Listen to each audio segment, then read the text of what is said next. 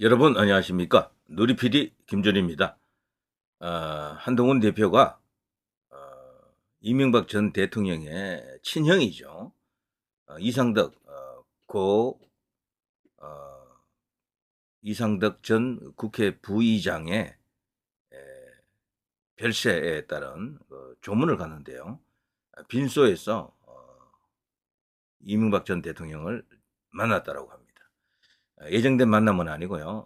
거기서 이제 자연스럽게 조우가 이루어졌다. 지난번에 MB를 방문하려고 했던 계획이 연기됐었죠. 그래 이번에 이제 만났는데요. 자 거두절미하고 말이죠. 이성덕 전 국회 부의장의 별세에 따른 어떤 그 명복을 빈다라는 뜻을 전합니다. 우리 이제 누리 PD 시청자들과 함께 진심으로 고인에 대한 어, 추모를 이렇게 그 뜻을 이제 밝힙니다. 자, 그런데요, 음, 이 한동훈 대표하고요, 저 이명박 전 대통령하고는요, 인연이 묘합니다. 선연도 하나 있고요, 악연도 하나 있는데요. 악연치고는 너무도 큰 악연이 있죠.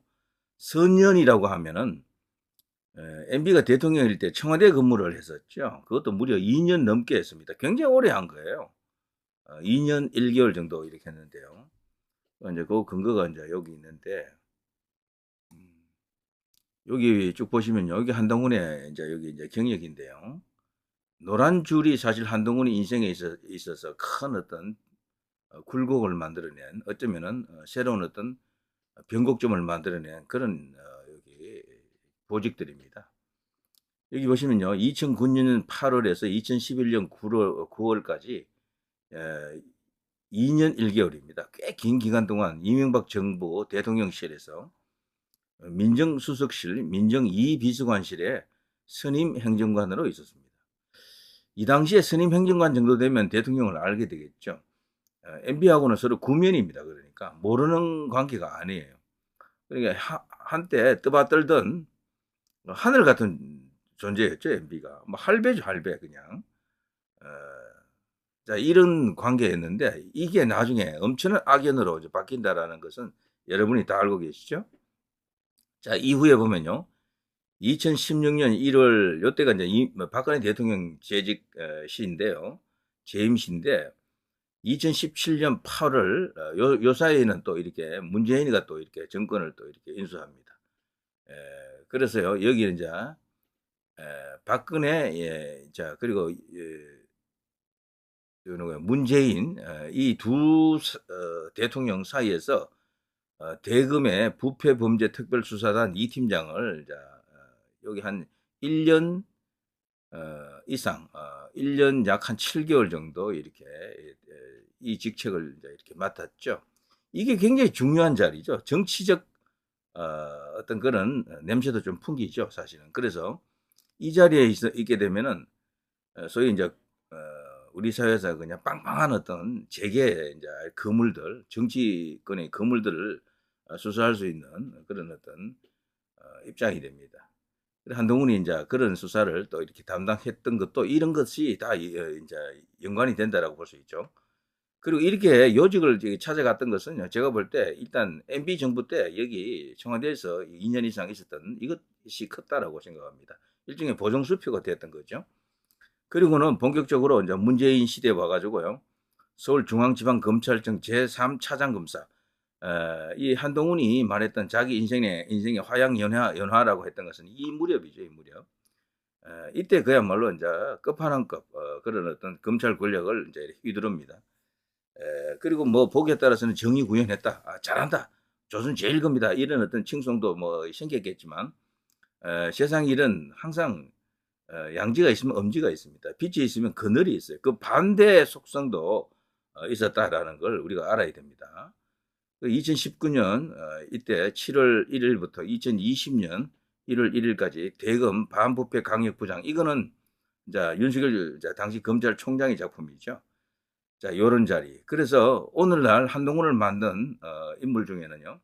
MB 그리고 어쨌거나 박근혜 대통령의 시대에 여기 이제 대검 부패 특별수사단 이 팀장이 됐기 때문에 박근혜 대통령 그리고 문재인까지 연결됩니다. 그리고 대통령이 된 윤석열 대통령까지 치면은 무려 4명의 대통령의 백업을 받는 거죠. 이 한동훈이.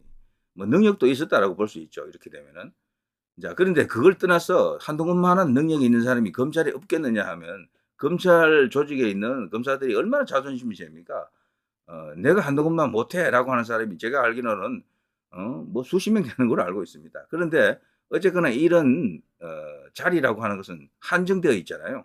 한정되어 있다. 누군가는 이제 그 자리를 가는 건데 저는 그것을 가는 결정적인 것이 MB 시절에 이게 청와대 근무했더니 이게 컸다라고 봅니다. 일단 이걸로 그냥 마침표를 찍었다. 다른 어떤 인사 들어가는 차별화된 뭔가를 이렇게 보여줬다라고 볼 수 있겠죠. 자, 이렇게 보면 한동훈을 MB계로 볼 수 있느냐? 글쎄요. 이걸 갖고 MB계로 이제 보기는 무리죠. 아무래도 무리겠다 싶지만 그래도 범 MB계로 이제 볼 수도 있잖아요. 왜냐하면 이재호 같은 경우에는 여러분도 뭐 다 아십니다만 MB계 그 좌장으로 흔히 이제 불리잖아요. MB가 지금도 어느 정도 그 정치적 영향력을 갖고 있고 그 소위 이제 MB계에 속한 사람들이 현 정권의 요소요소에 지금 포진되어 있거든요. 그 배경에는 저는 이재호의 어떤 그런 역할이 컸다라고 봅니다. 이 사람이 MB가 감옥에 있을 때도 꾸준하게 이 MB계를 이제 이렇게 관리를 했다 그럴까? 그게 이제 맥이 끊기지 않도록 계속해서 이렇게 유지시켜 왔었죠. 그 역할을 했던 게 이재호입니다. 이재호 그런 면에서 이 사람도 대단한 거예요. 이재호 이 사람도 킹메이커 같은 역할을 이제 하고 있다라고 볼 수 있겠죠. 그런 이 이재호가요, 현재 민주화 기념사업회 이사장으로 있지만 이 사람이 MB계로서 MB계 좌장으로서 한동훈을 어떻게 보느냐? 범 MB계로 보는 것 같더라고요. 범 MB계. 예전부터도 이재호가 민주화 기념사업회 이사장 되기 전에도 이 방송에 이제 고정 출연했잖아요. 박지원이하고 뭐 같이 나가는 그 프로도 있었고 또 많은 프로에 나가서 이제 정부 까는 역할을 했죠 주로. 윤 대통령 까고 뭐 그냥 계속해서 정부 여당을 공격했습니다. 그런데 민주화 기념사업회 이사장 되고 나서는 딱 이렇게 정치적 발언을 이제 스톱했죠. 근데 그 당시에도 보면요. 한동훈에 대해서는 그래도 비교적 온건했습니다. 한동훈 보고요. 당대표 경선에 못 나가게 하겠다. 그런 말도 하긴 했었죠. 이때는 민주화 기념사업회 이사장 하고 나서 이제 했던 말인데 요거는 저는 한동훈을 개인적으로 아끼기 때문에 했던 발언으로 이해합니다. 정말 한동훈을 디스하기 위해서 비판하기 위해서 그런 말 했던 게 아니고요.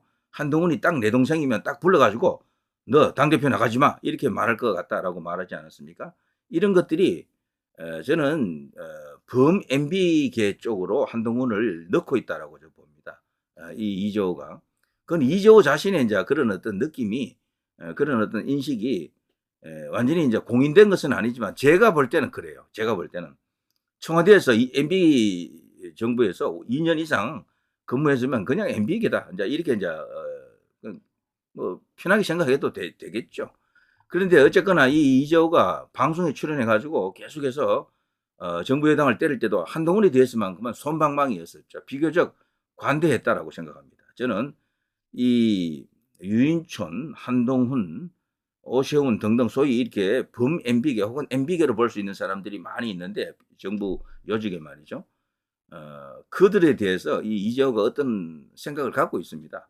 차기를 이제 결정하는 데 있어서도 분명히 어떤 역할을 할 것으로 킹메이커 비슷한 역할을 할 것으로 저는 개인적으로 이제 보고 있습니다. 자, 이 이야기를 또 많이 해버리면 오늘 이야기하고자 하는 내용하고 또 다른 길로 가기 때문에 여기서 이제 스톱하겠습니다. 여기 보면요, 결국에는 한동훈은요, 여기 이제 노란줄을 보더라도 또 나중에 법무부 장관이 되지 않습니까?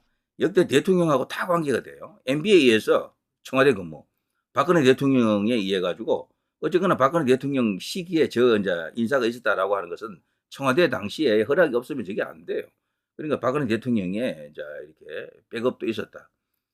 이런 걸 다 말할 수가 있겠죠. 거기에 더해 문재인의 이제 백업을 받아가지고 인생의 화양 연화를 또 일정 기간 또 누렸고요. 그러니까 뭐 굉장하다. 뭐 이쪽 뭐 전부 다 이렇게 한동훈을 중용했다라고 볼 수 있지만 결정판은 어쨌거나 윤석열 검찰총장에 의해서 대검 반부패 강력부장 저거고요. 그리고 또 하나는 법무부 장관으로 발탁된 거죠. 이걸로 그냥 지금의 한동훈이 있는 거지. 이런 과정이 없으면은 불가능했겠죠. 뭐 여러 이제 검사들 중에 원오브 댐으로서 그냥 우리가 이름도 알지도 못하겠죠. 자, 그런 이 한동훈. 자, 한동훈 하면요, 여러분 보시기에는 요즘 그 한동훈만 알지 과거는 잘 모르실 거예요. 제가 아까 악연 뭐 선연 이런 말 했는데요.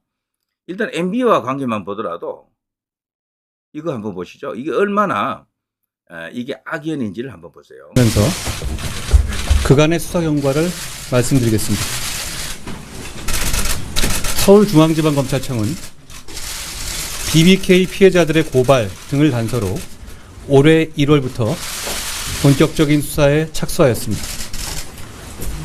그로부터 약 3개월간 수사 결과 객관적인 자료와 진술 등 증거를 통해서 다음과 같은 사실을 규명하였습니다. 첫째, 이 전 대통령이 주식회사 다스의 실소유주라는 사실을 확인하였습니다. 둘째, 이 전 대통령이 비자금 조성, 허위급여 지급, 법인카드의 사적 사용 등 다양한 방법으로 다스의 회사 돈 약 349억 원을 횡령하고 법인세 약 31억 원을 포탈한 사실도 확인하였습니다. 자, 뭐 이제 한 3분 33초죠. 꽤 이제 여기에 내용이 있는 어떤 그 리포팅인데요. 자, 이 당시에 이제 이때가 언제입니까? 문재인 때 아닙니까? 화양연화라고 했던 바로 그 시기입니다. 그야말로 이거 정권의 입맛에 완전히 맞춘 수사였다라고 저는 그렇게 보는데요. 개인적으로 이 당시에 이걸 저는 신뢰하지 않습니다. 이명박 대통령에 대한 그 수사, 그건 나중에 끝난 수사를 다시 덜쳐낸 거잖아요. 저들이 당시 이제 문재인 지지 세력들이 노무현 대통령의 원한을 갚아야 된다라면서 그걸 이제 이슈화시켰고 당시 정권 차원에서 수사를 지시했다라고 저는 그렇게 보는데요. 그러니까 이거 자체가 죽었던 패를 다시 끄집어낸 겁니다. 그래서 이 무리한 기소를 했다. 그리고 이제 결국에는 구속시켰다. 김명수 그 대법원하고 입맛이 다 맞아떨어진 거죠. 그렇게 보는 게 더 합리적이고요. 박근혜 대통령 또한 마찬가지입니다. 거기에 연루된 인물이 또 이 한동훈이거든요. 그래서 이 한동훈을 보면요, 모셨던 이명박 대통령 감옥에 보냈죠. 그리고 자신에게도 이제 어쨌거나 그 자리를 열어준 박근혜 대통령도 감옥에 보냈죠. 이제는 윤석열 대통령 자신을 오늘날 이렇게 만들어준 그야말로 이제 엄청난 어떤 발판을 만들어준 인물을 또 어떻게 할지도 모릅니다. 이런 식으로 가게 되면 지금 탄핵 이야기가 나오고 있고 그러면서도 본인 입으로는 윤석열 정권을 지키겠다 말은 해요. 어제 대구 가서 또 그런 말을 하더라고요. 근데 그 말에 과연 신뢰감이 갑니까? 지금 한동훈이 하고 있는 거 보면요. 자기하고 관련된 대통령을 다 지금 잡아먹고 있는 것이다. 이런 식으로 가면 윤석열 대통령도 위험하다. 왜냐하면 요즘 야당하고 너무 관계가 좋아가지고 얼마든지 거래를 할 수가 있어요. 지금 이런 식이면은. 탄핵은 뭐 당장 안 한다 하더라도요. 특검 같은 것은 얼마든지 야당하고 공조할 수 있겠어. 이렇게 되면 한동훈 자신에 대한 공격은 다 이렇게 소멸되는 거죠. 원래는 한동훈에 대한 공격을 저들이 준비하고 있었잖아요. 한동훈 특검도 있었거든. 지금 싹 다 사라졌습니다. 그래서 일각에서는 한동훈이 자신을 방어하기 위해서 지금 저렇게 하고 있다라고 하는 그런 주장도 있죠. 자, 아무튼요. 이명박 대통령과는 선연도 있었는데 지금 엄청난 악연이에요, 사실은. 그리고 박근혜 대통령도 사실 이 한동훈과 엄청난 악연입니다. 근데 윤석열 대통령도 비슷한 입장이지 않느냐라고 이제 말할 수가 있는데 조금 다른 게 윤석열 대통령은 직접 그 사람들과 조우하는 일이 잘 없었어요. 약간 더 높은 위치에 있었기 때문에. 그러면서도 본인이 대통령이 되고 나서 이제 여러 번 걸쳐서 또 사과도 했고. 그래서 자신이 그 행위가 잘못됐다라는 걸 아는 거죠, 윤석열 대통령은. 근데 한동훈 대표는 그런 행동이 없어요. 전혀 없습니다. 옳다고 믿는다라고 생각한다 그러면 그거는 역사에 대한 왜곡입니다. 저는 그 법이 잘 됐다고 절대 생각 안 했어요. 그리고 한동훈이 제대로 된 보수 정치인으로 거듭나려고 하면은 소위 이제 국민의힘으로 대표되는 이 세력 안에서 정치인으로서 뭔가를 이루고자 한다 그러면 자기 고백이 필요합니다. 그거 없이는 통과 안 돼요. 결국에는 다 이렇게 불거지게 되어 있습니다. 엄청난 악연의 주인공입니다. 원래는 일로 오면 안 돼요. 이쪽으로. 다른 데로 가야 되는데 저는 이런 것을 다 할 줄 알았거든. 대표가 되고 나면 다 이런 과정을 거쳐서 사과도 하고 뭐 여러 가지 보수가 되는 그런 과정을 밟아줄 줄 알았다고. 전혀 아니에요. 전혀. 말로만 제가 잘하겠습니다 하지 뭘 잘한다는 겁니까? 뭐를. 그리고 실제 연설하는 걸 들어보면 내용도 없어. 그냥 진짜 셀카만 찍는다고 하는 게 맞는 거예요. 그냥. 그리고 그 현장에 모여있는 그 사람들이 과연 누굽니까 도대체. 그 중에는요 뭐 진짜 뭐 순수한 사생팬들도 있겠죠. 사생팬 같습니다. 제가 볼 때. 그런데 그렇지 않고 이재명을 싫어하는 과거 야당 지지자들, 지금 그 사람들이 어디가 있습니까? 그 사람들이 누굴 지지하고 있어요? 과거 이낙연 지지했던, 문재인 지지했던 이런 자들. 제가 볼 때는 일부가 여기 와 있는 거예요. 지금 일부가. 그런 식으로 인터넷 커뮤니티에서 지금 파닥 이야기가 지금 퍼지고 있고, 심지어는 친중 세력들도 여기 붙어 있다라고 지금 하고 있더라고요. 그건 제가 믿고 싶지 않은데 그렇게 주장하는 사람들도 있어요. 그러니까 한동훈이 실체가 어떤지, 속성이 어떤지는 겉모습 뭐 이렇게 뭐 느낌이 어떻다, 인상이 어떻다 이것으로 다 판단하면 안 됩니다. 그건 얼마든지 위장일 수가 있어요. 사람들은. 이 한동훈이 그동안 걸어왔던 길을 보십시오. 냉혹한 독사였다니까요. 그냥 그야말로. 그걸 갖고 정의 구현했다. 법대로 정의 심판했다. 그래 보기는 어려운 측면이 많아요. 우리나라에서 그냥 정말 나라를 정말 이렇게 이끌고 가는 큰 기업인들 얼마나 또 감옥에 많이 집어넣었습니까? 정몽구 회장을 비롯해서 전부 다. SK 최태원 회장 뭐 등등 해서. 자, 그런 것들이 과연 국익에 얼마나 좋은 영향을 줬겠는지도 한번 생각해 보시고. 그래서 말이죠. 한동훈 대표 스스로가 과거에 대한 속죄가 없으면 어렵습니다. 양승태 대법원장이 결국에는 지난번에 전부 무혐의 됐잖아요. 그거 무죄 나왔잖아요. 그런데 대해서도 아무런 책임이 없는 거야. 그것도 양승태 대법원장을 또 그렇게 기소하고 그렇게 힘들게 만들었던 장본인이 또 한동훈 아닙니까? 물론 혼자 한 것은 아니지만 주도적인 역할을 했었죠. 주도적인 역할. 이런 것까지도 고려해서 뭔가를 판단해야 된다. 자, 지금 보면요.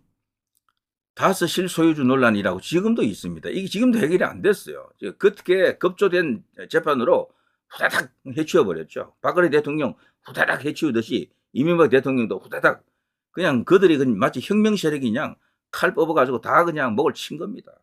근데 이거는 나중에 역사의 심판 다시 받아야 돼요.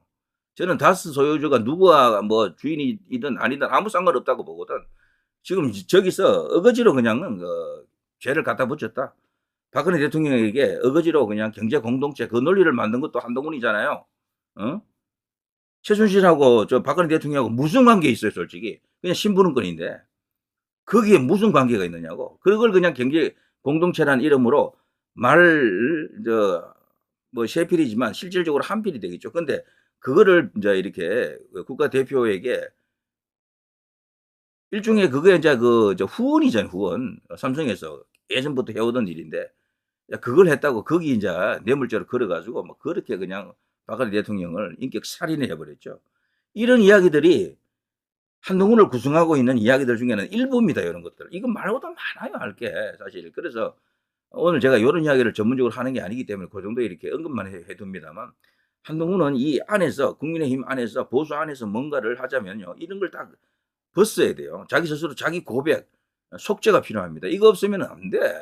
근데 하려고 하는 생각 자체가 없는 사람이야. 내가 보니까. 제가 한 달 동안 이게 한동훈에 대한 논평을 아예 안 하고 지키만 봤는데 가망성이 없어요. 아무런 그 뉘우침이나 반성이 없다. 그냥 겉으로 드러난 그냥 뭐 이렇게 빤지런하는 그것만 갖고 대통령 되려고 합니까 지금? 어린 반부누치도 없다. 자, 그리고요 여기 쭉 보시면은 이명박 전 대통령 여당 하나 된 힘으로 대통령 도와야. 자, 이게 무슨 뜻이겠습니까? 한동훈에게 대한 이야기일 수도 있어요. 대통령 너무 그렇게 들이받지 마라. 대통령 도와라. 윤석열 대통령이 없었으면 오늘 그 자리에 설 수가 있겠느냐 이런 말도 되고요. 자, 이명박 친형 전 고 이상덕 전 부의장이 국가를 위해 일했다. 좀 그렇죠. 이분은 육선 의원에다가 선거에서 한 번도 떨어진 적이 없는 분이고요. 국회 부의장도 했지만 그 앞에 코롱 사장까지 했었죠. 기업인 출신이죠. 저는 개인적으로 앞으로 대한민국에는요 법조인 출신이 당분간은 대통령 되면 안 된다고 봅니다. 이제는 법조인이라도 한 20년 가까이 정치를 하다가 와야 돼. 한 최소 10년이라도. 바로 법조인 하다가 되는 거는 윤석열 대통령을 끝으로 이제 하면 안 될 것 같아요. 한계가 있어요. 이게 우리나라 정치가 왜 이렇게 더러워졌는가 하면요. 야당 저 좌파 쪽에는 운동권이 너무 많이 왔고 거기에 최악은 운동권 플러스 법조인들이 만난 겁니다. 거기도 법조당이 됐어요. 노무현도 법조인이죠. 이재명도 법조인 아닙니까? 그 이쪽도 법조당이야. 이쪽도. 원래 법조인들이 이런 식으로 국가에 머리에 올라가기 시작하면 국가 발전은 이제 드디어 정치됩니다. 안 됩니다. 싸움박질만 일어난다니까. 국가의 기본을 잡아갈 때 이념적 어떤 그런 시스템의 기본을 잡아갈 때는 법조인들이 역할이 있어요. 링컨 대통령처럼. 그러나 나라가 궤도 위에 올라가고 난 뒤에는 제가 볼 때는요. 기업인 출신, 노동자 출신 이런 사람들이 훨씬 낫습니다. 그런 사람들이 통합 행정을 할 수 있는 사람, 종합 행정을 할 수 있는 사람, 이런 사람들이 국가 지도자가 되어야 한다는 것을 요즘 제가 한동훈을 보면서 신념처럼 제가 생각을 다시 다지고 있습니다. 법조인들이 바로 직행하는 것은 절대 안 돼요. 최소 10년 정도의 일종의 검증 기간이 필요합니다. 오세훈이라든가 홍준표, 원희룡 이런 사람은 법조인으로 보기가 힘들어요. 그 사람들은 이미 오랫동안 실물 정치를 했기 때문에 경우가 다릅니다. 윤석열 대통령 같은 경우는 정말 특별한 케이스였죠. 문재인 정부 같은 그런 성격의 정권을 끝내야 된다라는 그런 시대적 당위에 이제 올라와가지고 그 흐름에 이제 시대적 정신이 있었기 때문에 된 거고요. 한동훈은 지금 검사 이런 식으로 뭐 연결될 이유가 없는 거예요. 이거는 나라에 아무런 도움이 안 됩니다. 뭐 사생 팬들이 뭡니까? 내가 좋아하는 사람이 최고잖아요. 한동훈 팬들 최대 약점이 뭔지 아세요? 한동훈 말고는 아무런 관심이 없어. 사실 국가적으로 볼 때 한동훈보다 중요한 이슈가 얼마나 많습니까? 10개, 100개도 되겠다. 솔직히 말해서. 이분들에게는 한동훈 외에는 아예 보려고도 하지 않고 뭐 재미도 없어. 한동훈만이야. 한동훈만. 제가 한동훈 관련 이야기를 쭉 하면서 제가 느낀 건데 너무나 좁아요. 이 관점들이. 시야가 너무 좁은 거야. 그냥 한동훈만 최고야. 세상은 넓습니다. 원오브 댐이에요. 한동훈도 그냥. 자, 그걸 분명히 알아야 된다. 여기서 분명히 이명박 대통령은 한동훈을 만났다라고 하는데 놀라운 것은 사진이 같이 찍힌 게 없네. 분명히 누군가 찍었을 것 같은데 저는 한동훈 쪽에서는 당연히 이명박 대통령하고 같이 찍힌 사진을 보도하고 싶어 하겠죠. 저는 MB 측에서 그걸 보도 금지를 아마 이렇게 요청하지 않았나. 그건 나가지 마라. 이런 식으로 요청했을 것으로 봅니다. 때문에 사진을 쭉 다 검색해 봤지만 같이 찍힌 사진이 없어요. 같이 찍힌 사진. 분명히 30분 동안 만났다, 조우했다라고 하는데 여기 보면 같은 날 정권 재창출 임무원 이명박 한동훈, 이상덕 빈소에서 조우했다. 여기 30분 환담했다고 나와 있죠. 자, 한동훈 대구 일정에서 정권 지키고 재창출하기 위해 변화와 쇄신을 거듭 언급했습니다. 이거는 정치 있는 곳에서는 항상 있는 이야기입니다. 누가 변화, 쇄신 말하지 않는 사람이 없습니다. 전부 혁신 개혁을 이야기합니다. 자, 이어 MB 친형 이상덕 전 부의장 조문 MB와 30분 환담이라고 되어 있잖아요. 여기서 이제 MB가 정권 재창출이 제일 중요하다. 어려운 환경이지만 잘 해낼 것이다. 한동훈 잘 해내겠다. 화답. 총선 때 예방 추진 7달 만에 만났다. 이건 만났다라기보다는 만나진 거죠. 그냥 저절로. 근데 여기서 MB가 말한 것은 한동훈에게 당신이 그걸 하라고 주문했다고 제가 안 보거든요. 왜냐하면 여기 이제 다른 기사를 보면 알겠지만 이명박 집권 여당 하나된 힘으로 대통령을 도와라고 여러 번 이야기했다고 합니다. 거기에 와 있는 주요 인사들에게 다들 이걸 당부하고 갔다 그래요. 그래 한동훈에게도 하는 말이죠. 이게. 이 말의 의미를 잘 알아야 됩니다. 자, 우리가요 한동훈 대표를 뽑을 때 그때와 지금은 많이 달라졌어요. 한동훈 대표 본인도 대표 공약을 한번 들어보세요. 전부 윤석열 대통령을 성공을 위해서 자기가 몸을 불사르겠다 그랬다고. 그리고 이재명을 잡아가 어쩌고 저쩌고 하겠다. 이재명을 견제하는, 이재명을 처리하는 그야말로 이제 조선제일금 같은 그런 모습을 보여주겠다라고 여러 번 약속했고 강조했거든요. 지금 보시면 알겠지만 완전히 뒤집어져 있다니까요. 그 약속을 파기한 거예요. 그러니까 소위 이제 지지층을 여망을 등지고 어떻게 보면 배신을 때렸다 해도 과언이 아닙니다. 당연히 그렇기 때문에 가는 길이 다른데 그런 식의 정치라면은 그 뭐든지 다 그냥 오케이 땡큐 뭐 한동훈은 무조건 그냥 어떻게 해도 좋다 괜찮다 그런 상태가 아니잖아요. 당연히 여기서는 그냥 브레이크를 걸어줘야죠. 아니다 그거는. 당신은 과거도 이렇기 때문에 특별히 더 잘해야 되고 특별히 더 통과 의례가 필요하다. 과거에 대한 속죄와 반성 없이 그냥 여기 무임승차한 것이나 마찬가지거든요. 이 무임승차하는 과정에 오히려 전직 대통령들이 다 거론됐습니다. 근데 그 대통령들을 다 죽인 거야 전부. MB도 죽이고 박근혜 대통령도 죽이고 이제는 윤석열 대통령까지도 와 이런 팔자 이런 스토리가 있습니까? 정말 믿기지가 않습니다. 자, 누리 PD 김준희였습니다.